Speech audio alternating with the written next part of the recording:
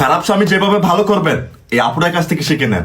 যাদের খারাপ স্বামী আছে, খারাপ হাজব্যান্ড বা স্বামী যেটাই বলি না কেন, যাদের হাজব্যান্ডরা খারাপ, তাদের জন্য আজকের আমার এই টিপসটা। হাজব্যান্ড যত খারাপ হোক না কেন, যত নিকৃষ্ট হোক না কেন, আমার এই সাজেশন শুনে যদি মেনে চলেন, তাহলে হাজব্যান্ড দেখবেন একদম ভালো হয়ে গেছে, মানে ফেরেশতা হয়ে গেছে, ফেরেশতা।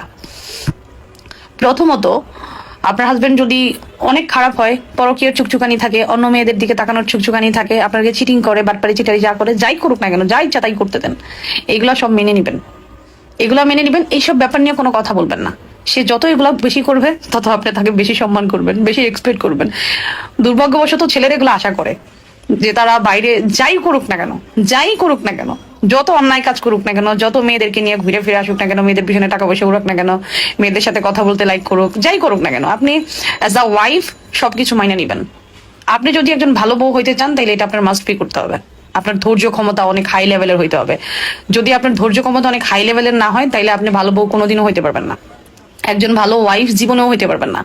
আপনার স্বামীর যত খামখেয়ালিপনা, যত রাগ জিদ অন্যায়, এই যে অন্য মেয়েদের পিছনে চুকচুকানি, পাশের বাসার ভাবিদের দেখে চুকচুকানি, এগুলা সব হজম করে নিতে হবে। এগুলা আপনি দেখলে বলবেন আমি দেখিই নাই, পুরুষ মানুষ এগুলা করে, আসলেই কিন্তু করে। পুরুষ মানুষ এগুলা করবেই, এটা নিয়ম। এটা হয় না যে পূর্ব আমল থেকে হয়ে আসছে, পুরুষরা এক নারীতে স্যাটিসফাই হবে না, এটা পূর্ব আমল থেকে হয়ে আসছে। আল্লাহ বলে দিচ্ছে 3-4টা বিয়ে করতে তাদেরকে, আর তারা এটা মন থেকে মানে। যদিও অনেক অ্যাবিলিটি থাকে না অনেক পুরুষ মানুষের, জন্য অনেকগুলো বিয়ে করতে পারে না, বাট মনের ইচ্ছাটা কিন্তু খুব থাকে তাদের, যে পারলে 2-3টা বিয়ে করতো। তারা চালাইতে পারুক আর না পারুক, মনের ইচ্ছা ঠিক থাকে। তো আপনার সংসার লাইফে কোনো না কোনো এক সময় যেয়ে দেখবেন যে আপনার হাজবেন্ড কোনো না কোনো মেয়ের পিছনে লেগে গেছে। দেখবেন 5 বছর ভালো আছে, কারো জামাই 10 বছর পরে শুরু করে, কারো জামাই 3 বছর পরে শুরু করে, বাট শুরু তারা করেই।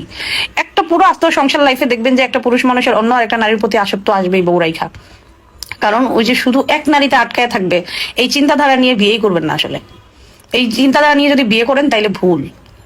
এরা এক নারীতে আসক্ত কিছু পুরুষ মানুষ শুধরায় যায়। কখন শুধরায় জানেন? যারা আকাম কুকাম করতে করতে একদম মনে করেন যে বিরক্ত হয়ে গেছে, তারা কিছুদিনের জন্য মানে একটু চুপ হয় আর কি, তারপর আবার শুরু করে। পুরুষ মানুষ বউরাই অন্য মেয়ের পিছনে ঘুরবে, এটা স্বাভাবিক ব্যাপার, খুব নর্মাল ব্যাপার। এটা মাইনে নিয়ে সংসার করবেন। যদি ভালো বউ হইতে চান, এই সাইডটা থেকে মানে অনেক বেশি ধৈর্যশীল হইতে হবে, অনেক হাই লেভেলের ধৈর্যশীল হইতে হবে। যদি আপনি হাই লেভেলের ধৈর্যশীল না হন, তাইলে আপনি জীবনে সংসারে সুখী হইতে পারবেন না।